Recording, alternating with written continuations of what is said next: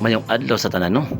Naadto diri sa El Mario Garden Resort. Diri na makita sa Toril, Davao City. So diri sila ha, way cottage room ra jud. Tulo jud ka po. So nindot nga place sila ha. Tulo ni karon nila ha. Tapos gwapo lang ang gwapo lang sila ha. For mga event pwede diri o napasa sa place ng panahon. So kanin sila tulo din nakakwarto yung lahat. Tapos sa kitchen pwede dito magluto ang sinunsaman. O kanin yung unang kwarto nila mo ni na sala ay o kwarto. So siya kay open sa amin siya. So ang kaduwang kwarto kani makita nato nga mga double deck sa mga bata, kiddos o mga kuanman pwede diri pwede kay diri so aircon gyapon ni mga bawat room diri aircon geng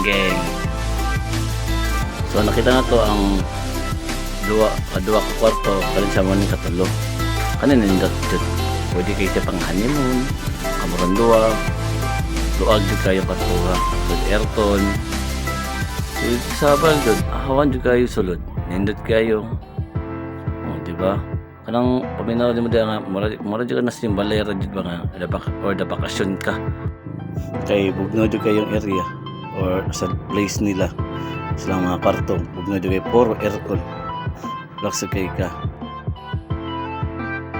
So karon dili na pa sa lampol jud duwa jud ka buo may lalom kani lalom na pang dagko mga control siya mga 6 feet or 7 ara diya kay tuligo po diya laman jud so sa stage nga pwede ba program kung na may mga pa-event triya or na may mga kasal bunyag tri butang ang kuan mga putubot tri butang so kani kita na to po dapat fountain sila pa fountain so mo ni mga kuan sa bata full mga kilots kita na to no mo ni makita na to sa video na to sa kilid diya pwede pa program so nindot dito rin so usap yung group ninyo manood na tara.